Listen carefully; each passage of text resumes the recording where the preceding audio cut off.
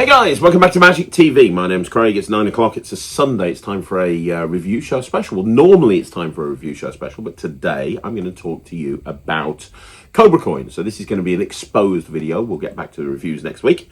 But this is an exposed video. This is my latest trick that I bought out through Alakazam. It's also the latest trick in the Elite coin range. Now, if you do not know what the Elite coin range is, Alakazam over the last sort of 4 or 5 years have made a name for themselves as really the company that does more to help magicians become incredible coin magicians than like anybody, to be perfectly honest. And we started the Elite coin range with the Mirage coin set, and that was ridiculously well received, and a lot of people use that in their professional work, including me. Then we had the Nightshade coin set. No, then we had Apparition, which is brilliant. It's it's kind of, imagine Chop Cup, sort of transposition, Lethal Tender style magic, but with a purse.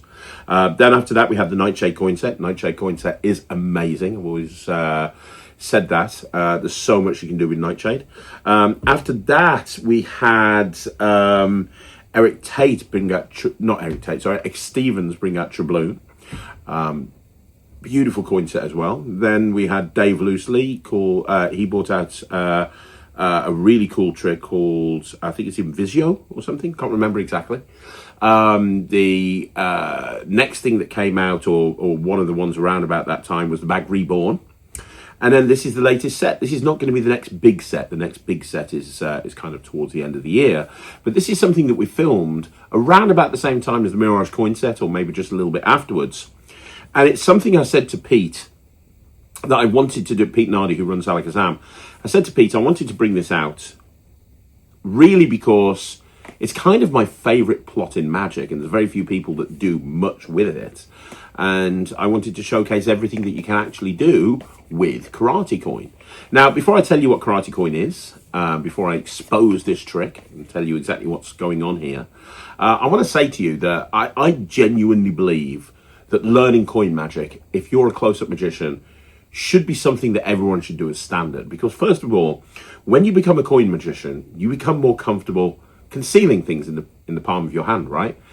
So I meet magicians that are card magicians that are scared of palming. They don't want to palm because of that magician's guilt. You don't get that when you're a coin magician, because coin magicians, you know, they learn to palm from day one, because generally as a rule with coin magic, you're concealing something in your hand pretty much every single routine. But the other thing about coin magic is it really allows you to stand out. So last night I was doing a 2-hour walk around gig, and they've had a magician the previous year and they booked me this year.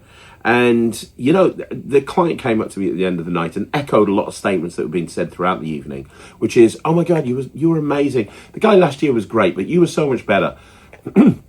I don't know if it was because I was better or not. I'm not saying that. But the one thing that he highlighted was, you know, I've never seen magic with coins like that. You know, the reactions I was getting for coins across, Karate Coin, Game Changer, Nightshade coin set.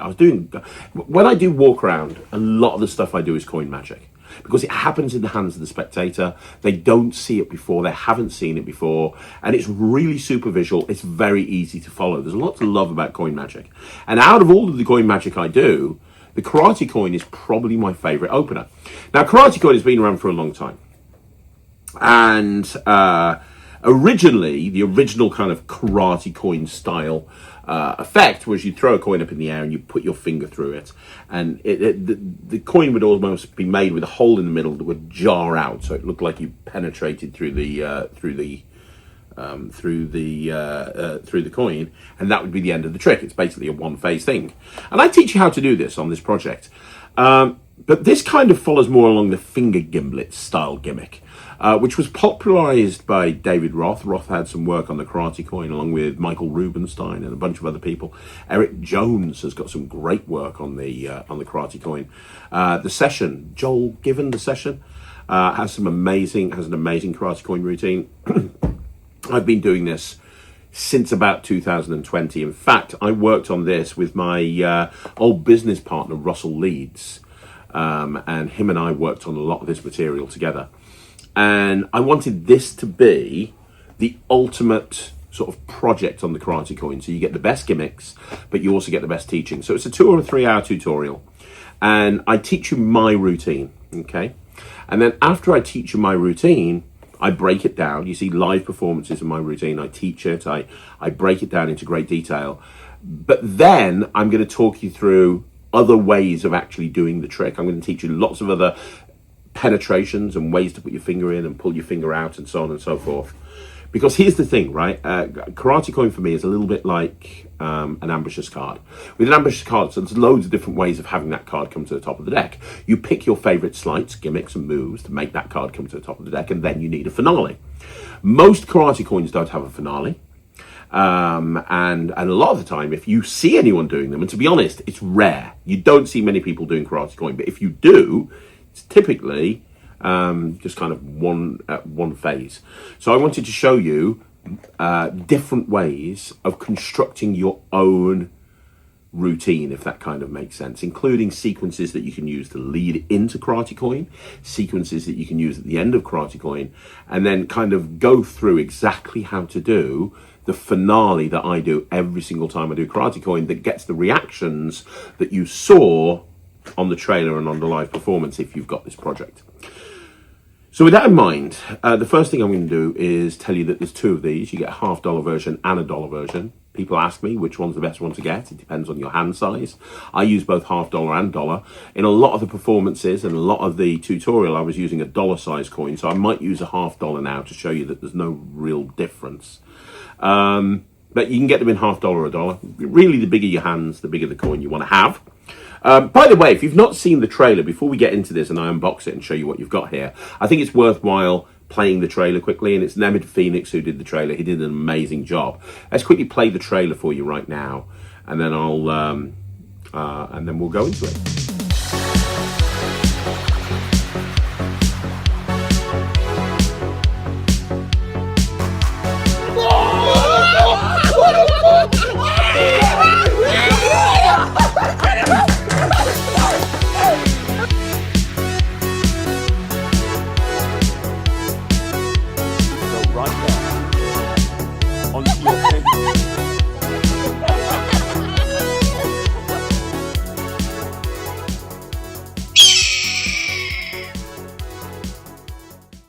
That's a silver $1.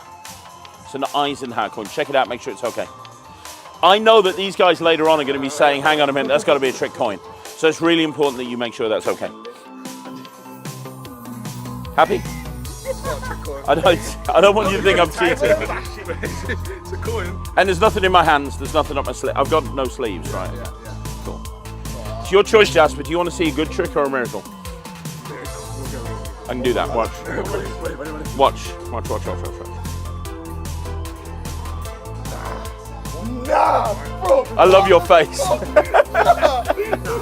swear down, you saw me knock on it. But no, you pull it. No, see, you pull your finger out. No home. Can I have another look? Put your finger through. Just touch. Yeah, touch it there. Touch it there. Go. It doesn't, right? But watch. It's solid, yeah? Yeah. Watch. It's an illusion, it's not real. Let me do it again. Watch. You rub it in the right, you got to put your finger there. Can you see it? Yeah. Jasper, when you say go. Go.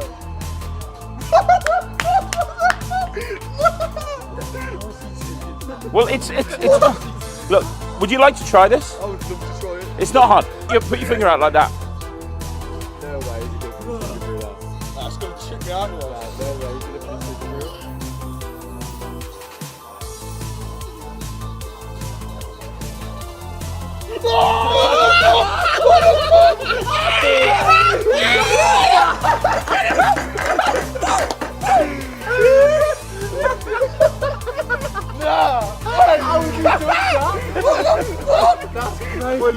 Hang on, whoa. Hold your other hand out. Oh, it's scary. Watch. That's on your finger, right? Yeah. You're like, does it actually feel like you feel right now? Check it out.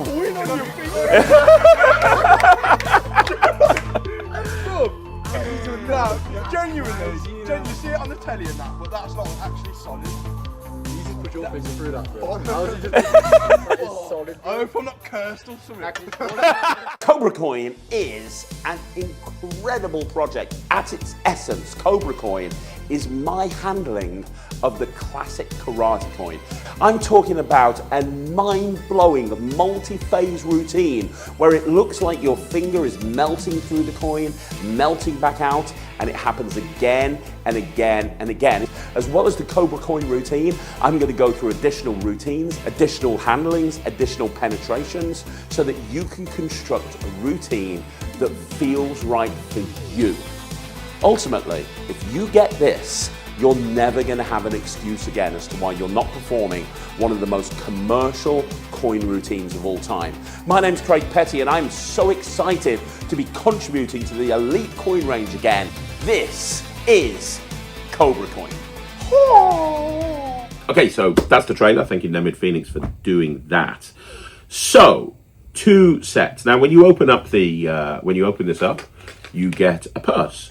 So it comes with one of the now famous Alakazam purses that was originally sort of designed for apparition. They're slightly different and larger than the Tom and Oscar coin purse. These are great. I love these. They take up very little space in the pocket. They don't look sort of effeminate or anything like that, which is good. It just looks like a cool thing to carry your props around in. Now, you obviously they're the same. So regardless of whether you get the dollar or you get the $half, they're the same. You get an Alakazam coin purse. Now, a lot of people have asked me, so you just get a hole with a coin with a hole in it, and you get another coin? Well, yes, but you get another gimmick as well. So, first of all, it's not just a coin with a hole in it. Me and Roy went back and forth for so long trying to get the right hole. Because if you get one too small, it's not going to work for people like me that have got big fingers. If you get one too large, people like Ryland that have got very slim fingers or, very small fingers, it's going to rattle around. It's not going to work. You're not going to be able to do the moves. So the hole has to be just right. And we went through, and I'm not exaggerating, we went through about 30 different prototypes of where to put the hole, the size of the hole to get it just about right. So when you open it, with both sets, it's going to come with 2 coins and the gimmick. We'll get into the gimmick in a bit. That's the gimmick right there. But this is the hole, and it's, believe it or not, I had it over there at one point, I had it down there, I had it up there, I had it smaller, I had it larger, and I went through so many different prototypes. This is perfect. For me, it sits very near the tip of the finger. Nemid, my friend Nemid, it kind of comes down to about there. It might come down to there for you. It's absolutely fine. This is the perfect size. Now, people say to me, I think Warren Treadaway has asked a couple of times, is the hole the same size? Yes, it is. It is exactly the same size with a $half and a dollar. And it's in the center still, kind of in the center. So exactly the same hole size. So when it's on your finger like that, looks like that, right? It's a $half, dollar size, both exactly the same. So you get the regular coin, which is this. In dollar size, you've got Eisenhower dollars, and they match. Now, people ask me, does the date match? And the date, I don't think does match. In this case, it does, but they're both 1978. Let's check the $half. In $half, no, one's 1973 and one's 1989. But honestly, it makes no difference. And the reason it makes no difference is because nobody is looking at the date at any point. And I've done this routine thousands of times over the course of like 20 years. And I've never had anyone go, let me check the date of that coin. It just doesn't happen. Now, the gimmick you get is very simply a shell. Now, this is a beautiful shell.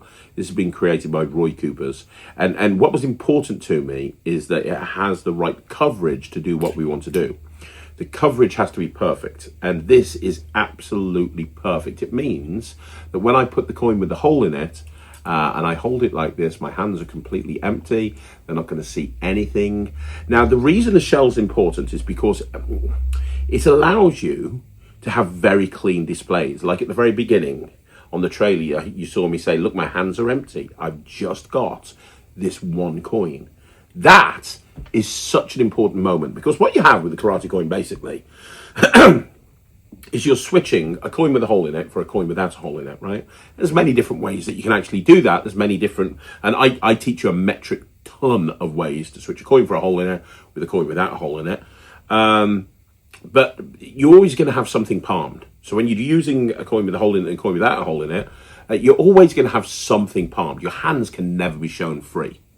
And when you bring a shell into the mix, if you haven't got that big that regular coin, and you've basically got this and this, there's lots of moments where you can actually have, right at the very beginning is a perfect example, but there's lots of moments. Let's say I've got this in palm and I've got the coin here. There's lots of moments where I can come up like this, and I can load the coin into the shell, which is great because if I need to readjust, I can readjust by hiding it in a shell. What I mean by readjusting is, and my main routine, for example, there's no readjustments. You end up in the same position that you need to be in before you go into the next phase. A little bit like Daryl's ring and rope routine, right?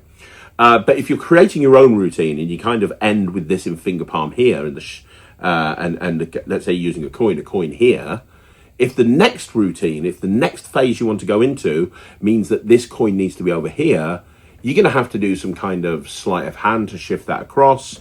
But with this, that's not the case. If you've got this in play, I can literally just load this into the shell. I can show my hands empty as I'm displaying it. And now I can take this to here, and I've loaded that coin over into the other hand, but I've done it in a very natural way, whilst at the same time hiding that coin with the hole in it, which is cool, if that makes sense. So the shell is very, very useful. Very, very useful. And even then, everything is completely examinable. So let me explain. I should point out there's two halves to the tutorial. The first half of the tutorial is there's three, I think of it as three sections. The first section is my routine, and then I teach my routine. And in my routine, I've accomplished the four things that I wanted to accomplish. Number one, it's quite succinct, but there's a lot of magic happening very quickly. Second of all, like I said, the end of the previous phase sets you up for the next phase. So there's no adjustments at any point. Third, and most importantly, I'm not doing it forever. It's like seeing an ambitious card that's got 20 rises to the top of the deck. It's too many, right? I think there's four separate phases in four, and then the finale. And then the other important thing is there's a finale to this routine. The problem that's always been the case with Karate Coin is that there's no finale. It goes in and out and in and out and in and out, and that's it. With this, the finale is the coin goes onto the spectator's finger. Okay? And that is the game changer. That right there is the money shot. It really is. And everything's examinable, which is also good. So, look, I've used dollars a lot. Let's use half dollars. So I'm not, look, it's not fair on the people that have bought this to go into I'm not going to go into a full tutorial breakdown and make this video 2 hours long, but I just kind of want to show you what happens. So I have everything in my right hand pocket. So everything is in my right hand pocket. Now, technically, I don't need the purse, but the purse is useful in a few different places. So first of all, when I go into, everything's in your left hand pocket. That's it. Well, actually, it doesn't matter. No, it does. Right, okay, so it's over there. So you set the premise, and you go into your pocket, and you're just going to finger palm this, which is the shell on top of the gimmick, as you bring out the purse. Now you can open up the purse, hand the coin out to be examined, and check the coin. Once they've checked the coin, I tell them to check the purse, and I give them the purse. And at that point, I just do a shuttle pass, and I switch this for this. You can do any sort of thing. I go through lots of different options on the tutorial. I switch this for this. I say, is the purse okay? And I go, of course it is. I don't need it. And I put the purse and the regular coin away in my pocket. We'll pretend this is my pocket here. But what that's done is that's had them examine the coin. They're now fine. They've examined it. And as you can see on the trailer, I get everyone to look at it. And now I've got this lovely display where people can see there's only one coin, which is great. Now, people say, is it difficult to do this routine? And the answer is no, because the gimmick's doing a lot of the heavy lifting here. Effectively, all that's going to happen is you're switching the gimmick for the shell, and then switching it back and load it into the shell if you want to show your hands empty. And sometimes I will load it into the shell, sometimes I won't. If I have a spectator that says, show my hand empty, I can load it into the shell at any point. But let me give you an example. So I've just had this examined. One of the penetrations, or in my routine, the first penetration I like doing is I show the coin, right? and I let them see, and I say, watch, I'm going to show you something. All I have to do is this. And you're going to see, I like to get to this point here. And I come up like this. And I love this. Now, that's a point on my routine as well. I structure the routine so that when I'm doing the penetrations, my hand that the finger is on is empty. Because and I talk about this in the tutorial, but from a logical point of view, the focus is over here. There's no focus on here right now, especially if, going back for a second, I've just had the coin examined, which I have. I've just shown my hands empty, which I have. Everything seems really fair, and then I come in and I'm like, boom, like that.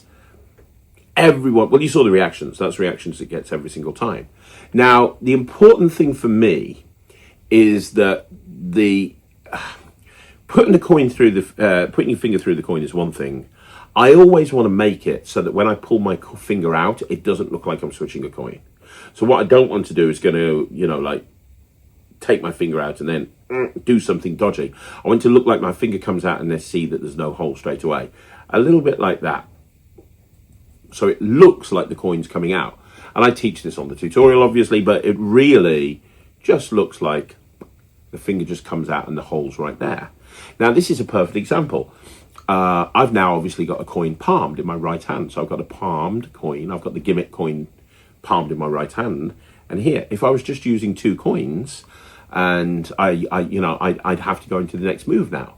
But if I want to, at any point, I can say, look, would you like to see that again? Shall I show that again? And I can load the gimmick into the shell, and I can have this lovely display. And if people are behind me, I just put my thumb on the coin over the hole, and I'm completely angle proof at this point. And then when I want to go back into it, I can go, right, shall we do it again? And now I'm back into position.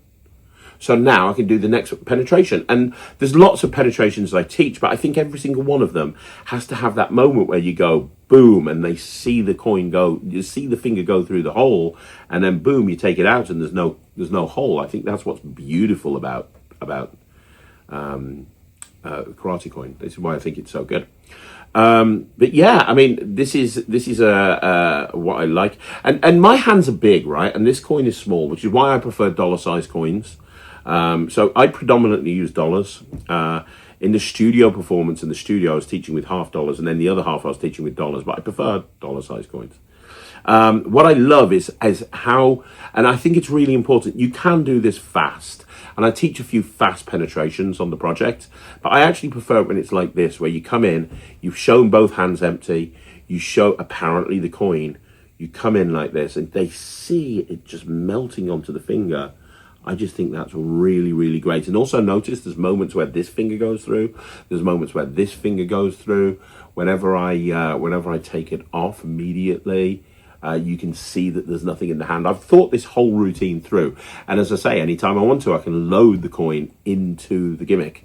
And there's loads of penetrations. One of my favorite ones is when I squeeze it to make it soft, and I bring it up here, and I just come in and I do this. And it's so important to me that you get that lovely moment. I love that. There's a lot of moments where I can use Ramsey subtlety. Really, really nice. Anyway, to do the finale, and I've got a few different finales. I've combined it with Keymaster. I've combined it with cards. You know, my sort of stuff. But my favourite finale is to put it onto the spectator's finger. And it's easier than you think. Now, this whole routine does not require classic palm. You're using finger palm and you're using thumb palm, and that's it. If you want to do the finale, there's 2 ways of doing it. My favourite way of doing it is with classic palm. So, and you can do it with an automatic switch or not. So I've already put this in the shell in classic palm. Imagine that there's another spectator's finger here. This is the easiest thing in the world to do. You just push your finger together against theirs, and your hand comes over, and you just slide this onto their hand, onto their finger, and you get this moment. And you'll notice in the trailer, I was grabbing the guy's wrist and showing it around. Everyone freaks out. Now, I've had magicians that I've shown it to go, oh, what happens if they pull the coin off? Not a problem. I've never had that. But if a spectator goes and there's a hole in it, you can just go, you broke my coin? Seriously? You're supposed to pull it out gently so the hole forms back. What are you doing? It's totally not an issue. They've just put their finger through a coin, and now there's a hole there. How weird is that? Now, I've never had that at all, but that's something to bear in mind. Now, this is on the spectator's finger, right? Let's say this hand is the spectator's finger. The switch back, you've got two options. The first option, if you is you keep the shell here, and I've come up with this way of like just basically gripping the coin off their hand and just pulling it off. And my hand would be here, pulling it off into my hand, and dropping the shell. And as it comes off their finger and it lands in my hand, they see it's solid. And that's a really nice way of doing it. And this just ends up in finger palm.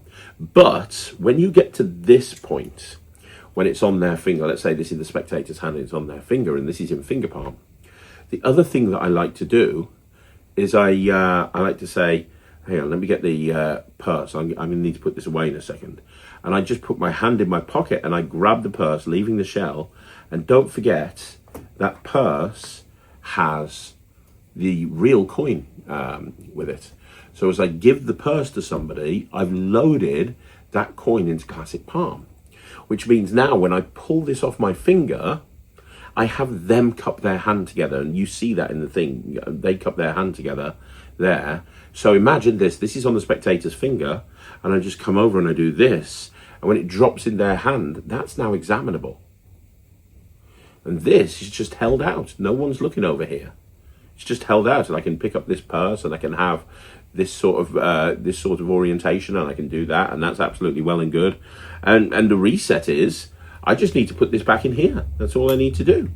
And now, when I put this into my pocket, I'm just going to load this shell onto the gimmick, and I'm set up ready to do it again. Now, the same thing is with this as well, with the dollar size coins. So it works exactly the same way. You just pick the penetrations that you want to do. I teach you so many different penetrations, and I have the ones that make up my routine, and you can find the ones that make up your routine. Because I've got big fingers, I like to use dollars, like I said. I love this moment. Look, honestly, this is so magical. I really do believe that is so magical. You see it, and this is just here. You know, you just see it, and then boom, watch this. I love that. You see it go on, and this is why this is so magical. And it's not that difficult. Once you understand the routine and you understand what you're doing, it's not that difficult. And at any time you want to, you can show your hands empty, which is great. So positives, it's an instant reset. It's examinable beforehand. It's examinable afterwards. It takes up very little pocket space. It's super visual. It's very different to anything anyone else has done before. And it's non-linear, so you can come up with your own ways of doing it. If you want to do it exactly the same way as me, you can. And I'm telling you, one of the strongest things that I do in my magic is when that coin goes onto that spectator's finger. Because the moment that coin goes onto the spectator's finger, that is a moment that they're just like, oh my God, what the hell am I seeing?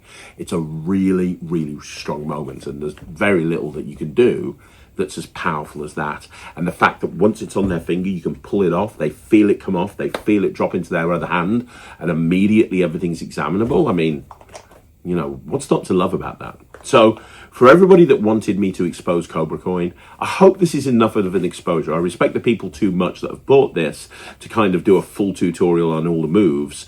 What you're really buying with this is like a 2 or 3 hour tutorial where I'm going through every single individual moment. I'm kind of giving you, right, okay, this is what you can do here. This is what you can do here. It's kind of like a masterclass into the karate coin.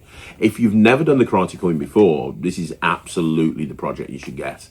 And if you've been thinking about doing a karate coin, if you want to know the final word on the karate coin, I think this is the one to go for. And also the fact that you've got the tutorial, but also you've got the amazing coins by Roy Kuipers. Please do not think that this is just a hole in a coin, because there is so much more to it than that. And you get the purse, you get the coin, you get the gimmick, you get the shell. I think it's a very good price for everything that you get.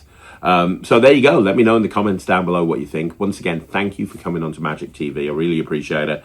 It's difficult sometimes doing these videos, and the fact that you guys turn up and watch them means the world to me. So to the entire community, thank you very much. And I will see you again. Have an amazing day. Go back and watch the Q&A if you haven't. I'll be back on Monday. My name's Craig. You've been watching.